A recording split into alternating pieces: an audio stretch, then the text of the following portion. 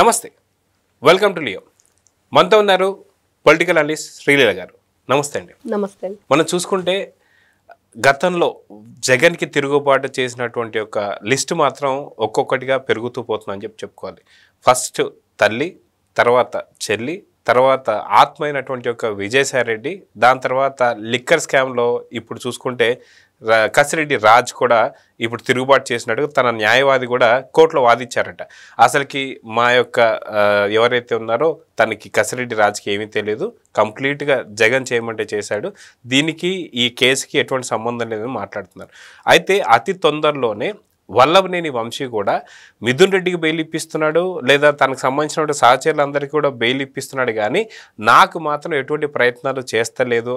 అదిగాక దీంట్లో తను ఓన్లీ జగన్ పైన ఉన్న ప్రేమను చూపించాడు తప్ప మిగతాది ఏదీ లేదు అన్నట్టుగా జగన్కి వ్యతిరేకంగా తిరుగుబాటు చేసే లిస్టులో మళ్ళీ వల్లభనేని వంశీ కూడా జాయిన్ కాబోతున్నాడు కొన్ని వార్తలు అయితే వస్తున్నాయి. మొత్తానికి ఏం జరగబోతుందంటే ఏం చెప్తారు? జగన్మోహన్ రెడ్డి వాడుకొని వదిలేస్తాడు.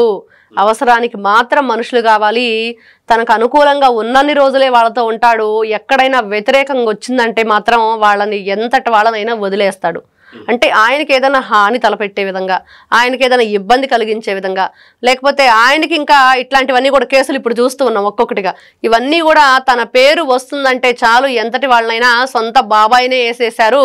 మరి వీళ్ళంతా కూడా వాళ్ళ లెక్క అనేది మరి చూస్తే మరి సొంత చెల్లి, రక్తం పంచుకొని పుట్టిన చెల్లి, మరి ఆవిడని ఫస్ట్ ఎవరు తీసుకొచ్చారు రాజకీయాల్లో కంటే జగన్మోహన్ రెడ్డి గారు. మరి ఆయన కోసమే కదా ఆవిడ పాదయాత్ర చేశారు. మరి ఈ రోజున ఆవిడని ఎక్కడ కూర్చోబెట్టారంటే వేరే పార్టీలో. మరి తల్లి అంటే తన నవమాసాలు మోసి పెంచిన తల్లిని కూడా చంపేయడానికి ప్రయత్నించాడు. మరి కారు ఏదో ఆ రోజున యాక్సిడెంట్కి గురవబోయింది. అదేవిధంగా పార్టీలో ఒక హోదా నుంచి ఆవిడ తప్పించే విషయంలో కూడా మరి ఆవిడకి ఇష్టం లేకుండా సంతక సేకరణ తీసుకున్నారు అని చెప్పేసి మరి ఆవిడకు కూడా మనస్తాపం గురయ్యి ఆవిడ కూడా కూతురు దగ్గరకు వెళ్ళిపోయింది. అంటే సొంత తల్లి చెల్లి ఎంతటి ఎవరైనా సరే కన్న తండ్రినే పొగిడితే అతను చూడలేని వ్యక్తి. మరి ఇట్లాంటి వ్యక్తి మరి ఈ రోజున పార్టీలో ఇతనితో పాటుగా ఇతని అడుగుజాడల్లో వీళ్ళంతా నడిచి మరి అతనికి ప్రతి దాంట్లో కూడా అన్ని తానై నడిచిన మరి ఆత్మ విజయసాయి రెడ్డి కూడా పార్టీకి మరి రాజ్యసభ సభ్యత్వానికి అన్నిటికీ రాజీనామా చేసి వెళ్ళటం.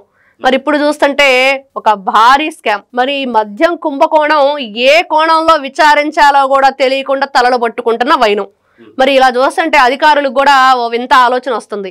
మరి వీళ్ళందరూ కూడా ఏం చేస్తున్నారు? నిజంగా అసలు వ్యక్తి ఇక్కడ ఈయన కేసులన్నీ ఈ రోజున ప్రజల్లో వస్తున్న ఆలోచన అంటే ఇంకా ఎందుకు కేసులు నడుస్తున్నాయి అంటే ఇక్కడ ఎవరిది? అధికారులదా, కోర్టులదా, పోలీసులదా, మరి న్యాయాన్ని పోరాడే ఎవరైతే ఉన్నారో లాయర్లదా అంటే ఇక్కడ అంతా కూడా కాదు. అంటే ఏ లైన్లో వెళ్ళాలి ఆ కేసు అంటే ఆ లైన్లో వెళ్లకుండా తప్పుడు యాంగిల్లో వెళ్తుంది కాబట్టి అలా చూపిస్తున్నారు. కాబట్టి ఇవన్నీ కూడా పొడిగించుకుంటూ పోతున్నారు. మరి అదేవిధంగా ఏదైతే వివేకానంద రెడ్డి కేసు కూడా అదే జరిగింది. ప్రజలందరికీ తెలుస్తుంది ఎవరు అక్కడ దొంగలని, కానీ అది ఆ వేలో వెళ్ళట్లేదు, వేరే వేలో వెళ్తుంది కాబట్టి అది ఎవరికి కూడా విచారణ పూర్తి కావట్లేదు అని. అదేవిధంగా ఈ రోజున మద్యం కుంభకోణం ఏదైతే ఉందో దీనికి సంబంధించి రాజ్ కసిరెడ్డి మరి గతంలోనే అతను చెప్పాడు అందరి బతుకులు బయట పెడతాను, మరి దయచేసి వన్ సైడ్ న్యూస్ ప్రచారం చేయొద్దు అని చెప్పేసి. మరి ఈ రోజున అదే కనిపిస్తుంది. అతని లాయర్తో అతను ఏదైతే చెప్పదలుచుకున్నాడో అది చెప్పించాడని. అదేవిధంగా జగన్మోహన్ రెడ్డి గారు గతంలో అసలు ఎవరప్పా ఈ కసిరెడ్డి అని చెప్పి మాట్లాడని వ్యక్తి మరి కసిరెడ్డి కూడా తన వ్యక్తేనని మధ్యలో మాట్లాడి ఈ రోజున అసలు అతనితో మాకు సంబంధమే లేదు అన్న స్థాయికి దిగజారారు.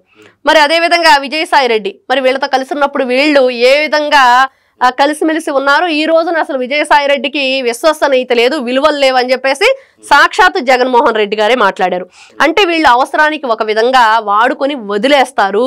మరి వాళ్ళకి అవసరమైతే వాళ్ళకి అవసరమైనట్లు వాళ్ళకు అనుకూలంగా మాట్లాడుకుంటారు అనేది ఈ రోజున కరెక్ట్గా మనకి జగన్మోహన్ రెడ్డి గారి ప్రవర్తన, అతని వింత ధోరణి, ఆయన ఆలోచన విధానం, పార్టీని నడిపిస్తున్న తీరు ఇవన్నీ కూడా కనిపిస్తున్నాయి. అంటే మద్యం కుంభకోణం ఒక భారీ స్కామ్ జరిగింది. మరి అక్కడ ఏదైతే గతంలో చూస్తే ఢిల్లీ స్కామ్ కన్నా కూడా ఇది 10 ఎక్కువ. మరి ఇవన్నీ చూస్తూ ఉంటే జగన్మోహన్ రెడ్డి గారు ఏం చేశారు? ఇక్కడ బంగారం మీద పెట్టారా వీళ్ళు డబ్బంతా, మరి అదేవిధంగా ప్లాటినం, మరి వాళ్ళ కూతురు పేరున ఇతర దేశాల్లో 5 స్టార్ హోటల్స్ ఇళ్లు కొనుగోలు చేశారని ఆరోపణలు వస్తున్నాయి. మరి ముఖ్యంగా అన్నిటికంటే గోవిందప్ప బాలాజీ అసలు ఎందుకు భారతీ రెడ్డి గారి ఎవరైతే అనుచరులు ఉన్నారో ఆయన ఎందుకు దీంట్లో ఇన్వాల్వ్ అయ్యాడు, అతనికి ఏం సంబంధం అనేది ఈ రోజున వస్తున్న ఒక్కొక్కటి ఈ క్వశ్చన్స్ అన్నిటికీ వాళ్ళు చెప్పే ఆన్సర్ ఏంటంటే అసలు బాలాజీ గోవిందప్ప అంటే ఎవడో మాకు తెలియదని మాట్లాడుతున్నారు. ఇదే అంటారు. ఖచ్చితంగా వాళ్ళు మాట్లాడే మాటలు ఏంటంటే అసలు ఎవరు మరి గతంలో అదే కదా, ఎవరప్ప ఈ రాజు కసిరెడ్డి అని మాట్లాడిన సాక్షాత్తు జగన్మోహన్ రెడ్డే కదా, మరి ఆయన ఐటీ అడ్వైజర్గా ఉన్న వ్యక్తే కదా. అంటే మర్చిపోయారా? లండన్ మందులు వేసుకోవట్లేదా? అంటే మతిమరుపు ఏమన్నా ఉందా? వీళ్ళే చెప్పారు కదా, ఇది ఒక పెద్ద జబ్బు అధ్యక్ష, మరి దీనికి ట్రీట్మెంట్ చేయాలి అధ్యక్ష, అర్జెంటుగా హాస్పిటల్లో జాయిన్ చేయాలి అధ్యక్ష అని మరి గౌరవ నారా చంద్రబాబు నాయుడు గారి గురించి వీళ్ళు అదే మాట్లాడారు. అంటే ఇప్పుడు వీళ్ళని ఏ విధంగా చూడాలి? అదే విధంగా చూడాలా? మరి అదే గుర్తొస్తుంది ప్రజలందరికీ కూడా. వీళ్ళు గతంలో మాట్లాడిన మాటలందరూ కూడా ఏదైతే ఉన్నాయో అవన్నీ ప్రజలు గుర్తుకు చేసుకుంటున్నారు. వీళ్ళు చేసిన తప్పుడు పనులు జనాలను ఏ విధంగా తప్పుదో పట్టించడం, అదేవిధంగా జనం దగ్గర నుంచి డబ్బులు దోచేయలేదు, వాళ్ళ ఆరోగ్యాన్ని వాళ్ళ జీవితాలను సర్వనాశనం చేశారు. అంటే కాల నాగులాగా వీళ్ళని కాటు వేశారు. ఇట్లాంటి వ్యక్తుల్ని వదిలిపెట్టకూడదు. మరి ఈ రోజున ఒక మద్యం కుంభకోణంలోనే కాదు, ఇంకా చాలా ఉన్నాయి. అంటే ఒక కోడిగుడ్లు స్కామ్, అంటే కోడి పెట్టే గుడ్లు పిల్లలకి బలానికి ఇవ్వాలి, వాళ్ళకి ఆరోగ్య పోషణకి పోషకాహారంగా ఇవ్వాలి అనే దానిలో కూడా వీళ్ళు స్కామ్ చేశారు. మరి ఈ మద్యం కల్తీ మద్యం తయారు చేయటం, మరి డిస్టిలరీస్ దగ్గర నుంచి వీళ్ళు డబ్బులు వసూలు చేయటం, ఇవన్నీ చూస్తూ ఉంటే ఒక్కొక్కటిగా ఖచ్చితంగా ఇక్కడ జగన్మోహన్ రెడ్డి గారితో మరి సతీమణి భారతీ రెడ్డి గారు కూడా ఇన్వాల్వ్ అయ్యి ఉన్నారు. ఖచ్చితంగా దంపతులు ఇద్దరు కలిసి వెళ్లాల్సిందే, జైలు బాట పట్టాల్సిందే అనేది ఈ రోజున ఈ కేసు విషయంలో కనిపిస్తుంది. అదే మనం చూసుకుంటే సాక్షిలో ఒకరోజు ముందు అక్రమ అరెస్ట్ అని చెప్పి రాస్తున్నారు. అది బాలాజీ గోవిందప్ప కావచ్చు, లేదంటే కసిరెడ్డి రాజు కావచ్చు, ఇంకెవరైనా కావచ్చు. కానీ అరెస్ట్ అయిపోయిన తర్వాత వీడు మాకు సంబంధం లేదని చెప్పి మాట్లాడుతున్నారు. అయితే కసిరెడ్డి రాజు కూడా ఒకదానికి ఫీల్ అయ్యాడట. ఏంటి అంటే కసిరెడ్డి రాజు దాదాపు పూర్తి ప్రాణాలకు తెగించి ఇంత పెద్ద స్కామ్లో చాలా దగ్గరగా చూసి అంత సపోర్ట్ చేసిన తర్వాత అలాంటి కసిరెడ్డి రాజుని తీసుకెళ్ళిపోయి టీడీపీలో ఒక ఎంపీకి సంబంధించి తనకు సంబంధించిన పార్ట్నర్ అని చెప్పేసి ఎమ్మటే ప్లేట్ తిప్పేసేసరికి దీనికి బాధపడ్డాడు కాబట్టే జగన్కి వ్యతిరేకంగా తిరిగాడని చెప్పేసి ఒక మాట మాట్లాడుతున్నారు. అదేవిధంగా చూసుకుంటే బాలాజీ గోవిందప్ప ఎక్కడ నిజాలు చెప్పేస్తాడో అని చెప్పి ఇప్పుడు వచ్చేసి బాలాజీ గోవిందప్పకి మాకు ఎటువంటి సంబంధం లేదని చెప్పారు. అదేవిధంగా చూసుకుంటే గతంలో చూసుకుంటే విజయసాయి రెడ్డి తను అప్రూవర్గా మారిపోతాను అన్న ఒక విషయం తెలియగానే అసలు పూర్తిగా చంద్రబాబు నాయుడు కొనేసుకున్నాడని చెప్పి మాట్లాడుతున్నాడు. సొంత తల్లిని కూడా ఆ చంద్రబాబు నాయుడు ఇచ్చిన స్క్రిప్టే చదువుతుందని చెప్పి మాట్లాడాడు. ఆఖరికి చంద్రబాబు నాయుడిని మెప్పిస్తానికి షర్మిల పసుపు చీర కట్టుకుందని చెప్పి మాట్లాడుతున్నాడు.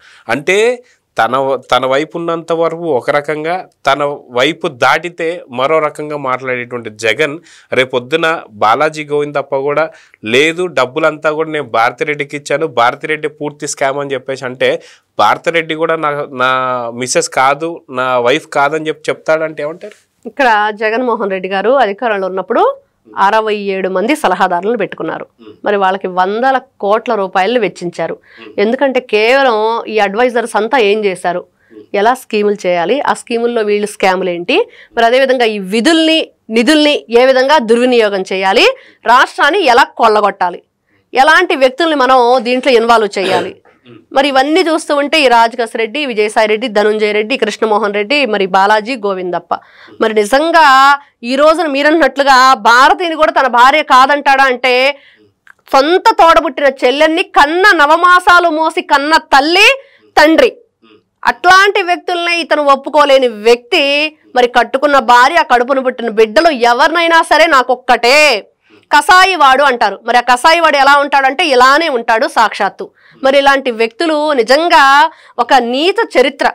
అంటే గతంలో వీళ్ళ పేపరు సాక్షి ఛానల్లో ఏ విధంగా రాస్తారు, పూటకో న్యూస్ నిన్న ఈ విధంగా రాసాం కదా, మరి అది నిజం కాదు కదా, మరి అబద్ధం రాస్తున్నాం కదా అని సోయ లేకుండా మరి మేము ఇలానే రాస్తాం, 1కి 10 సార్లు ఎలా నిజాన్ని అబద్ధం చెయ్యాలో 100 సార్లు ఆలోచించి, భారతిరెడ్డి గారు గతంలో చెప్పారు 1కి 100 సార్లు ఆలోచించుకో మేము ప్రచురిస్తామంటే ఏమని ఆలోచిస్తారంటే ఈ నిజాన్ని ఏ విధంగా జనాల్లోకి అబద్ధంగా తీసుకెళ్ళాలి, మరి కూటమి ప్రభుత్వం మీద ఏ విధంగా బురద జల్లాలి, మరి ఈ నిజాన్ని ఏ విధంగా మారిస్తే జనాలు నమ్ముతారు, ఈ సత్యాన్ని అసత్యంగా ఎలా ప్రచురించాలి, ఈ సత్యాన్ని అసత్యంగా ఎలా జనాల్లోకి తీసుకువెళ్ళాలి, ఎలాగైనా సరే ప్రజల నోట్లో దుమ్ము కొట్టాలి, ప్రజల్ని సర్వనాశనం చేయాలి, రాష్ట్రానికి రాజధాని లేకుండా చేయాలి, ఈ విధంగా వచ్చిన సొమ్మంతా కూడా వాళ్ళేంటి ఎంతసేపటికి రాజధాని లేదనో లేకపోతే ఇంకోటి లేదనో దీని గురించే మాట్లాడుకుంటారు. కానీ ఇక్కడి నుంచి కొల్లగొడుతున్న డబ్బు గురించి ఎవరు ఆలోచించరు.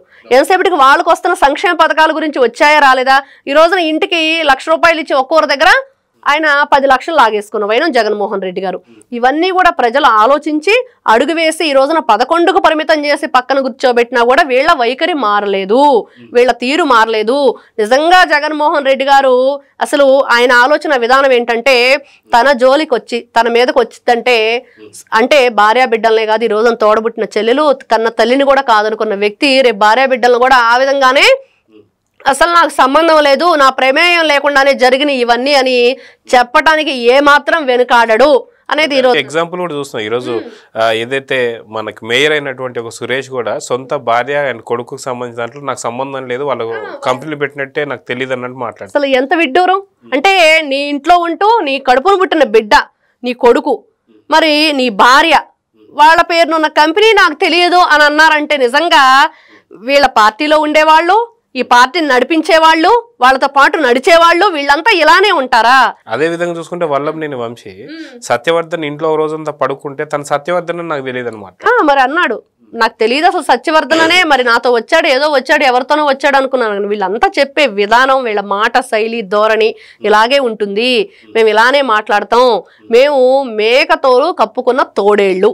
ఇదైతే అందరికీ అర్థమైన విషయం. ఇట్లాంటి వ్యక్తులు మారరు. మరి వీళ్ళని మారేలా చెయ్యాలి అంటే ఖచ్చితంగా జైళ్లకు పరిమితం చేయాలి. అంటే అతి తొందరలో భారతికి కూడా వెన్నుపోటు పొడిచే అవకాశం ఉందంటారు జగన్. ఖచ్చితంగా వీళ్ళందరూ మాట్లాడే విధానం చూస్తే అదే అనిపిస్తుంది. మరి ఈ రోజున సొంత ఇప్పుడు తల్లిని చెల్లిని బాగా చూసుకునేవాడు భార్యని బాగా చూసుకుంటాడని చెప్పేసి పెద్దోళ్ళు చెప్తూ ఉంటారు. మరి అట్లాంటి వాళ్ళకి పడిస్తే వెన్నుపోటు, మరి రేపు బిడ్డల పరిస్థితి, మరి భార్య పరిస్థితి కూడా అదే అవుతుంది. అంటే తనకి ఏది జరగనంత కాలమే ఎవరైనా సేఫ్గా ఉంటారు. అంటే నాకు దక్కంది ఎవరికి దక్కడానికి వీలేదని అదేదో సినిమాలో డైలాగ్ లాగా తను కూడా అంతే, అదే ధోరణి. తనకు ఏదైనా ఆపద వస్తే ఎంతటి వాళ్ళైనా సరే వాళ్ళని తోసేసి తను గట్టును నిలబడతాడు. అదైతే ఖచ్చితంగా జగన్మోహన్ రెడ్డి గారి మనస్తత్వం. సో చూద్దామండి ఖచ్చితంగా ఏదైతే జరుగుతుందో ఇవన్నీ చూస్తే బాలాజీ గోవిందప్ప నిజాలు ఒప్పేసుకొని, అదిగాక బాలాజీ గోవిందప్ప భారతీ సిమెంట్స్కి సంబంధించి పూర్తి స్థాయి డైరెక్టర్ కాబట్టి ఇవన్నీ ముడుపులు భారతిరెడ్డికి అందాయని చెప్పి ఒకవేళ నిర్ధారణ అయితే భారతిరెడ్డి కూడా నా వైఫ్ కాదు, లేదా నాకు తెలియదు, నాకు సంబంధం లేదని చెప్పేసి భారతిరెడ్డికే జగన్ వెన్నుపోటు పొడవబోతున్నాడు అంటే అవుననే సమాధానం వినిపిస్తున్నాయి. సో చూద్దాం ఏం జరగబోతుంది. నమస్తే.